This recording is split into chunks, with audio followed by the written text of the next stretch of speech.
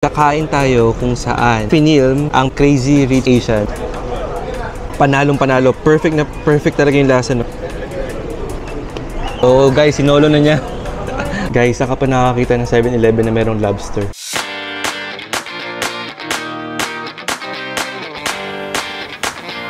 Ngayon, nandito na tayo sa MRT exit no, ng Newton. And as promised, ang next nating pupuntahan ay isang kainan. So, actually talagang nagpakapagod muna kami, naglakad-lakad muna kami para ready yung tiyan namin for this one and only Hawker Edition lunch natin sa Singapore. So, tara, puntahan na natin. Ito guys, para hindi lang kayo malito. So, paglabas nyo ng MRT, of course, straight here, medyo may konting maliit lang no, na nakalagay kung saan kayo pupunta. Ayan. Newton Food Center. So, sobrang liit lang niya, guys. Ayan, nilakayan ko na, no, para hindi kayo talaga mawawala. So, ayan, lakad lang kayo dito. And dire-diretsuhin lang natin.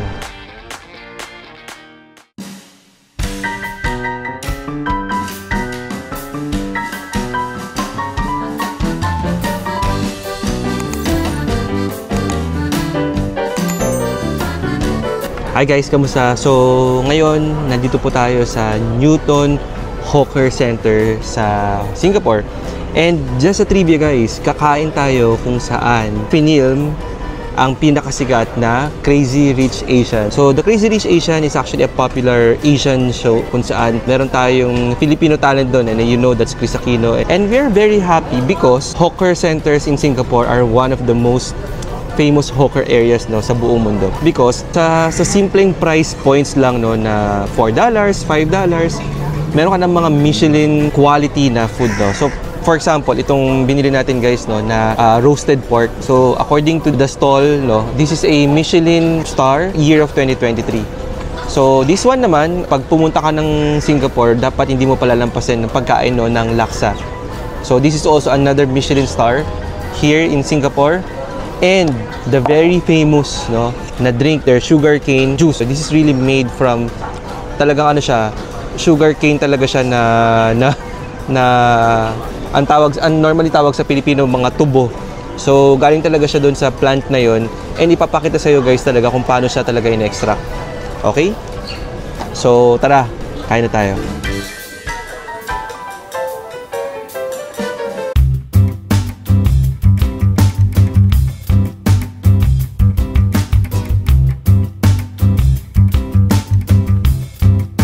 So, try natin muna itong juice, no? So, ito yung sugarcane juice dito sa Singapore, no?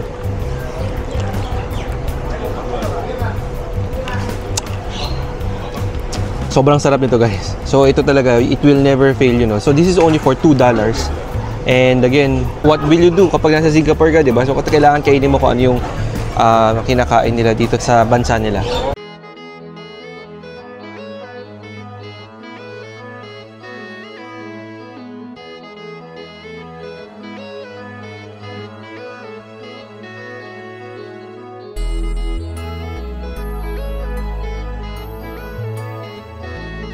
First blood. So, try natin tong laksa Michelin star to guys ha. So, again, palalampasin nyo ba to pag nandito kayo? So, let's try this. Medyo mainit nga lang siya kasi bagong luto or iluluto siya sa harapan mo talaga, no? Look at this guys, no?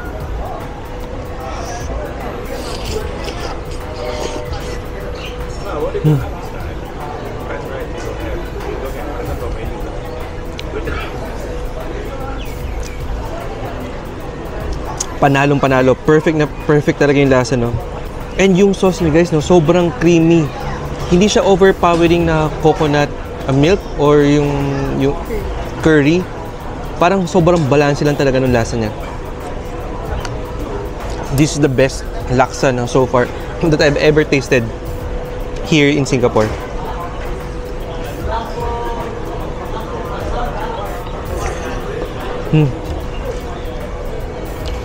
So good.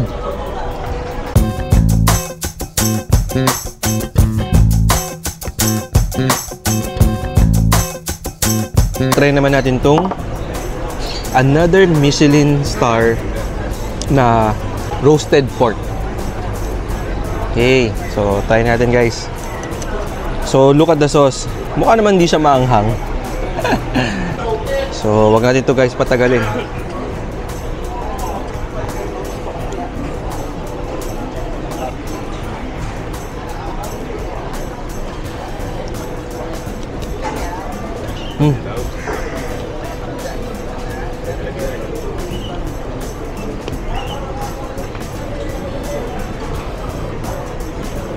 Hindi ko alam guys no kung naririnig yung crunchiness nung kagat, but it is so good. Medyo malamig nga lang, but for me that's is still okay. So this one is a 10 out of 10 and this one is 11 out of 10. Okay? So tara, kain na tayo guys.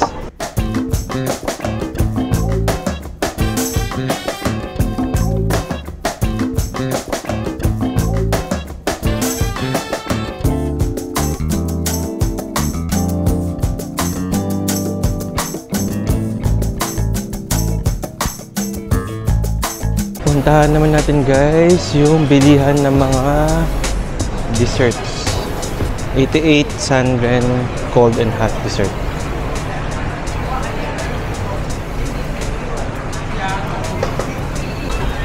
One chendol.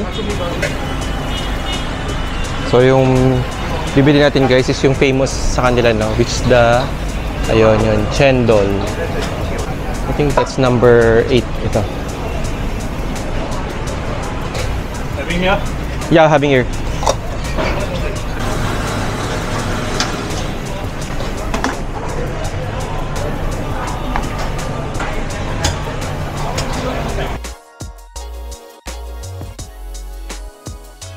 Siyempre tayo mga Pilipino guys, hindi tayo matatapos sa pagkain no, kung walang dessert. So yung dessert siyempre dito, kunin natin yung the best dessert no na local, may local twist, di ba? So ito yung tinatawag nila no na chendol. Sa ibang country ang tawag dito is chendol. So guys, ito medyo may konting ano siya, resemblance siya ng parang halo-halo sa atin no sa Pilipinas. But ang nilalagay nila dito is more of like the black gulaman, the chendol itself no. Meron din sila mga kaong, red beans, and ano pa ba to? So of course, feeling ko meron din tong condensed milk kasi meron siyang milk na component. And syempre may ice kasi yun yung nagpapasarap, diba? Kailangan malamig siya. Okay, so let's try this. So, moment of truth.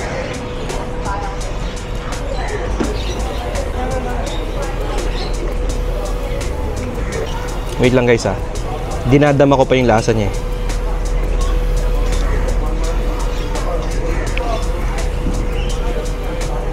Yung malalasahan mong tamis is really the black sugar, which for me is really good no, kasi yun yung nagdadala ng lasa niya dito, hindi yung gatas, hindi siya sugar as it is no, but the brown sugar, which is yung nakita nyo kanina guys no sa mismong picture, image or video natin. Tara, dessert tayo guys.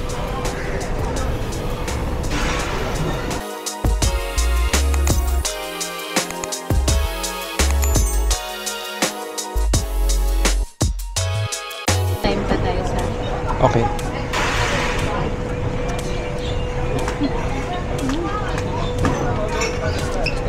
Masarap siya.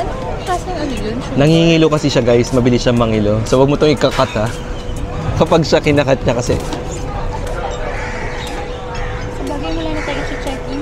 Wala na.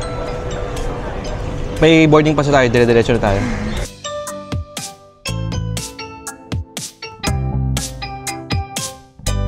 So guys, sinolo na niya. Ayaw na niya akong bigyan.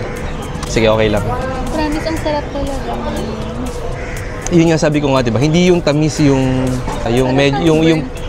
para siyang burnt brown sugar. Parang ganun guys, burnt brown sugar. Mahirap siyang sabihin na matamis kasi syempre for the lack of better term. Basta para siyang siguro para siyang pinagsama-samang molasses, yun. Para siyang dark arnibal. Dark arnibal, brown sugar, burnt sugar. So ayan, pagsamasamahin mo na.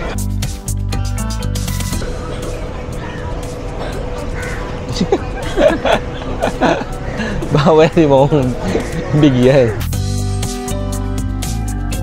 2,000 years later. So guys, matitikman na natin tong ano no, chendol. Kaso wala siyang laman. Nabusan na siya ng laman. Asan na yung black? Ayun, meron pa natin ng isa. Gusto mo ito tikman? Tara guys, umpisahan na natin umorder no, dito sa TKR with the satay.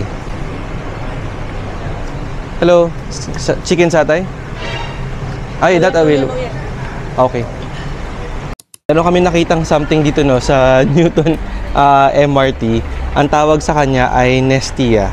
Ayan, so dito tayo sa may Newton. So, if nakalimutan nyo one day, nakalimutan nyo magdala ng payong and biglang umulan, meron silang how would I say, vending machine ba tawag dito, or isang mechanism where you can actually use your phone, okay, and borrow the umbrella. So Nestia is here to keep you dry, free island-wide usage. You just have to scan or download the app, okay, and that's it. So the payong is like this one guys, oh. Ayan, so naka-lock siya, and then meron na kayong QR code and all, nandiyan na instructions. Okay, so you have to press and then scan and then that's it. So you have to return lang at guys nga no. So yung payong na to guys, hindi siya for free na para sa'yo. So kailangan mo din siyang isole. But then again guys, Singapore is actually living in the future with just this very simple thing, pero swak na swak. Isang bagay yan no, na sa makikita mo, ma-appreciate mo sa Singapore. Okay, lahat ng bagay pinag-iisipan. We're now here in the MRT station no, and we are heading now to the airport. So ang flight natin to Bangkok is around 5:30 and on my watch is only about 12:20 or 12:30. And what we will do is we will go straight sa Changi Airport and doon natin ituloy yung pag-vlog natin. So tingnan natin kung ano makikita natin na unique and something na pwede natin i-share sa inyo. So guys, tara, let's go. Yung mga MRT dito guys, equip yan sila ng mga 7-Eleven. Diba? Okay, so meron yatang bibiling si Wi-Fi. So, ayan.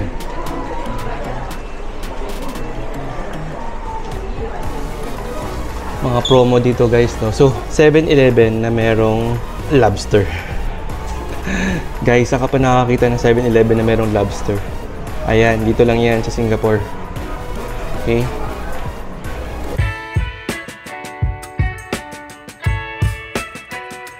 So, namimili kami guys ng pasalubong namin for Oli. So, this is a lip tint. Ito, meron pang stickers ano. So, dito guys sa 7-Eleven sa Singapore, ayan, pwede kayong bumili no, ng mga pampasalubong ninyo sa mga baby natin. Okay, so feeling ko bibilhin din namin to, itong Oreo no, na Pikachu edition. So, I haven't seen this guys no in Metro Manila or in our country. And this is the first time no, na makikita natin siya dito sa Singapore. Okay, so feeling ko we can buy this para matikman din natin. So, this is a banana chocolate cookie. So, meron din pala sila guys, oh, mga Sanrio coin bank.